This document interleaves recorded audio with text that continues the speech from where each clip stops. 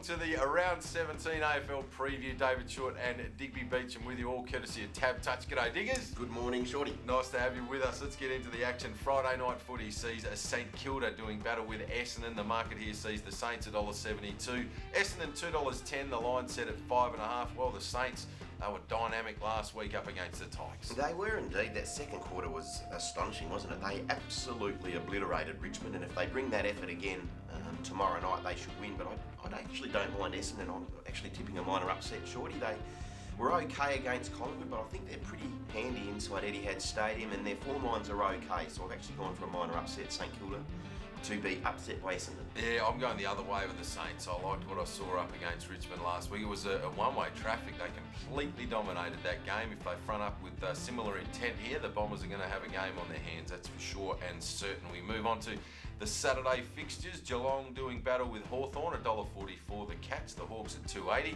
Line betting set at 15.5. Looking forward to seeing the response from the Hawthorn players in Luke Hodges' 300th game. He's been a warrior, a true leader of that football club, one of their greatest ever players. So you would think that the Hawthorn players will come out breathing fire.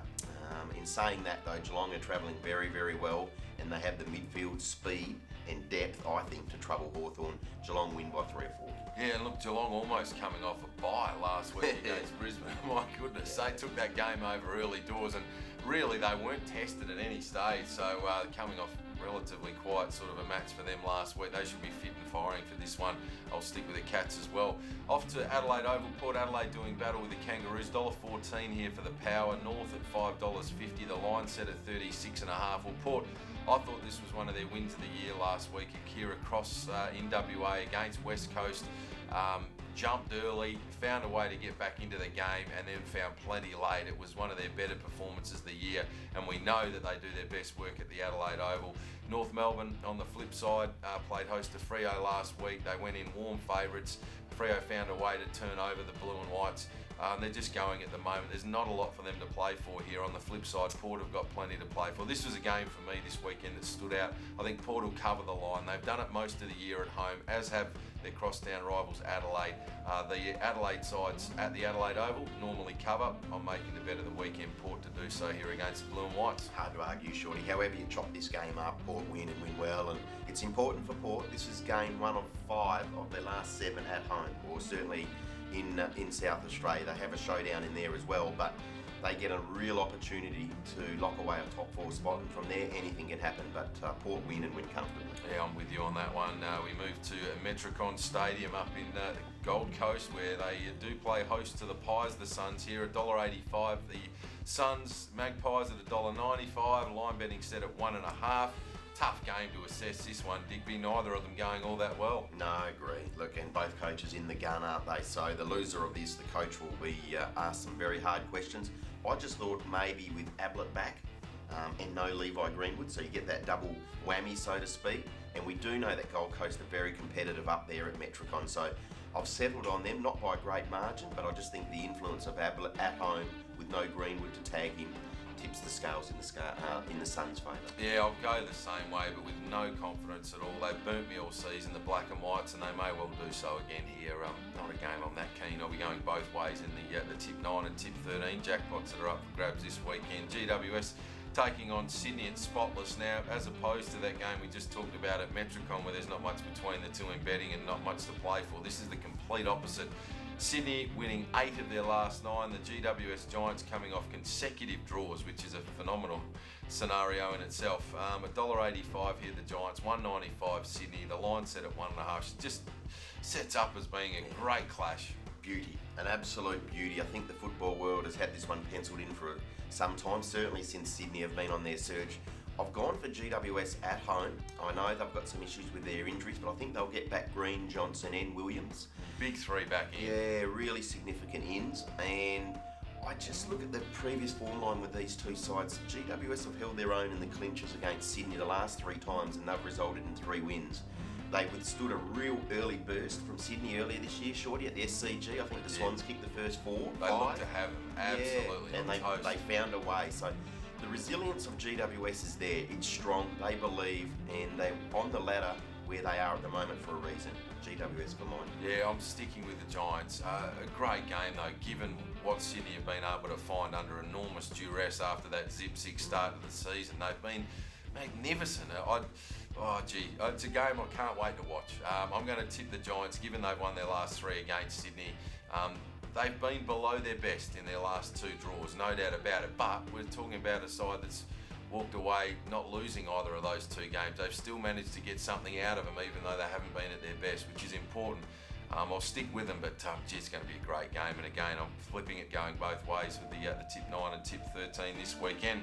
Then we head up to the north of Australia to TIO Stadium, where Melbourne take on Adelaide up there in the Northern Territory. $2.95 the D's, $1.40 for Adelaide. The line set at 16.5. Adelaide, last week they've been an interesting side this year, but they've been good more than they've been bad, and this is a game they really should be able to get the job done, particularly given some of the outs that Melbourne do have. I agree, Shorty. One thing that struck me with Adelaide is we know they're highly skilled, and often when conditions are a little bit inclement, they're very, very clean. We saw it against Fremantle in the wet earlier this season, and their last Friday night against the Bulldogs, they were also very efficient. Historically, games in Darwin, the ball gets very slippery because of the sweat. And Melbourne have got still some really key outs, so they'll get some back, but I know Adelaide were beaten at home by the Demons earlier in the year. I'm tipping a form reversal, Crows to win. Yeah, I'll go Crows as well here, but definitely Melbourne. I thought they're a side this year that they've been resilient. Last week was important for them. They found a way. This is another game, having beaten Adelaide earlier in the year. They'd go in giving themselves some hope, so tricky affair up there at TIO Stadium, but Adelaide certainly on ladder position and where they're at right now deserve to be favourites. Looking at the Sunday fixtures, Richmond taking on Brisbane, $1.14 for the Tigers.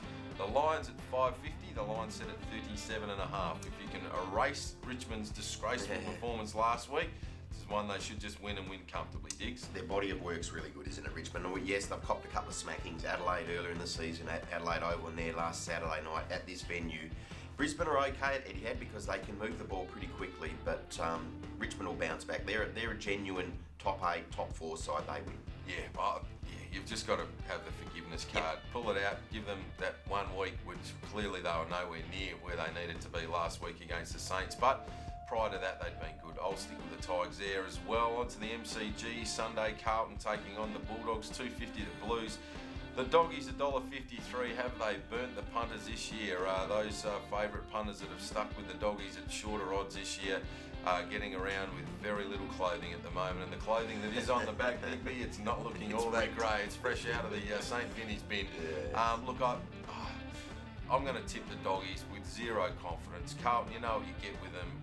The Bulldogs, no doubt, are probably a more talented outfit, but geez, they just haven't warmed up at any stage this year. No, they have not. And look, I tipped Carlton to beat Melbourne last week, and they were really good. Carlton, they were down to 20 men at half-time with Cripps and White going off the ground. I've actually gone for them again, Shorty. The $2.50 really entices me, to be fair. I think they're genuine, they're honest, they're committed, they're structured, they're disciplined, they do everything right, and they're always in the contest. I'm not sure we can say the same thing about the Bulldogs, who do seem to, on the surface, have a golfing class. Carlton in a close one. Yeah, tricky to assess, isn't it? And certainly Cripps out is a big one for the Blue Baggers there through the middle of the ground. Doggies, but with no confidence. Tough game. The final one is the Western Derby with Fremantle doing battle with West Coast. $2.70 from Freo. Money's been good for West Coast, 152 into 147. The line there set at 16.5. Are we expecting to see Josh Kennedy back in this one, Digby? He plays, which means McGovern goes back. With no McCarthy in that Fremantle forward line, Kirsten has to carry their load again. We know that West Coast can be very hard to penetrate in that back half when McGovern's floating around there as that intercept marker. I've settled on the Eagles, Shorty. I think it'll be a lot closer than the initial derby this season, which was effectively over a quarter time when West Coast kicked 7 goals to 1 in the first 30 minutes. But Eagles, for mine, they need a win if they are to claw back into that top 8.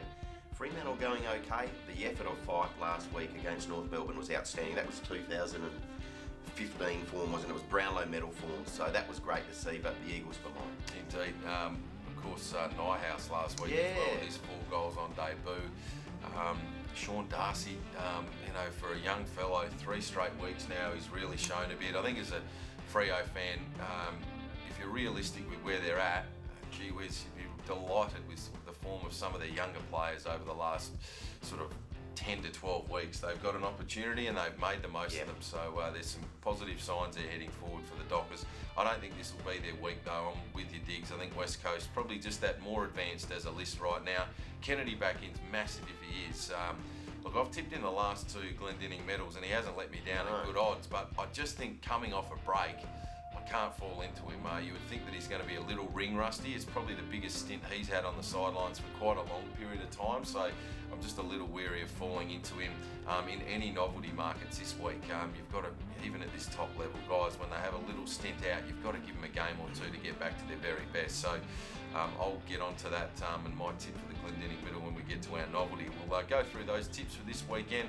Digby going Essendon, I'm going with the Saints in Friday night footy, both going with Geelong to beat Hawthorn, both going with Port to beat North Melbourne, both going with the home side Gold Coast to be too good for Collingwood, GWS to take care of Sydney up there at TIO Stadium, both going with Adelaide to be too strong for Melbourne. In the Sunday fixtures, Richmond to take care of Brisbane. I'm going with the Western Bulldogs, Digby going with Carlton, and in the final game we're both going with a West Coast to defeat the Fremantle Dockers. We're going to roll into our multi for this week, Digby. How are you going to go about it? Excuse me, Shorty. We get that frog out of your throat. A bit of a lurgy. Rolling along.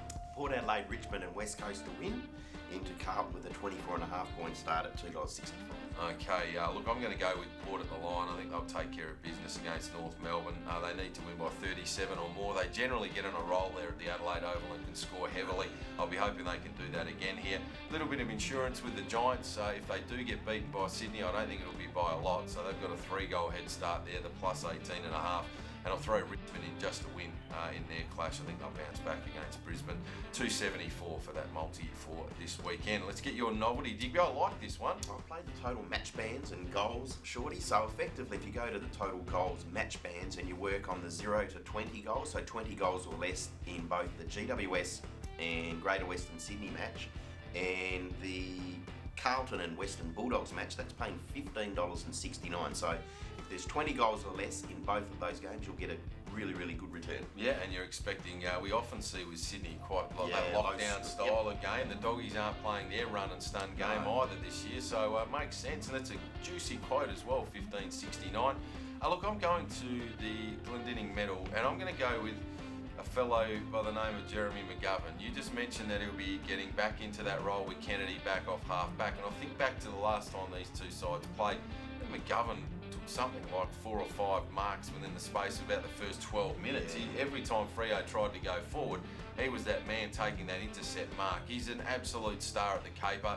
Often we know these medals go to sort of midfielders and the like, but for mine, when McGovern's on top of his game, he does stick out a little bit in games. I just thought the $23 about him was worth a little spec.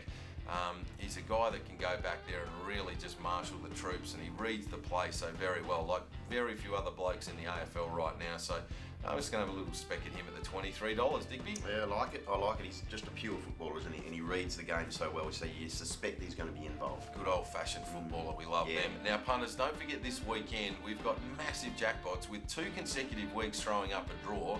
The tip 9, the tip 12 and the tip 13 are all expected to get to really good levels this weekend. The tip 9 more than $80,000. So get a couple of mates together, get your heads together and come up with some combinations for this weekend. And if you get it right and there's no draws, you may well find yourself on the receiving end of some very big bucks, because those pools are going to be very healthy. If you know your waffle, throw it in for the tip 13 and tip 12 as well. Looking forward to hopefully getting my hands on some of that this weekend. Digby, a little bit of money there. I'm going to be away for a couple of weeks, but in my absence, the great man here, Digby Beacham, will be taking care of business over the next fortnight. Look forward to joining you again in about 3 weeks' time. Digby will look after you the next fortnight. Until I see you next, many winners to you all. All the best.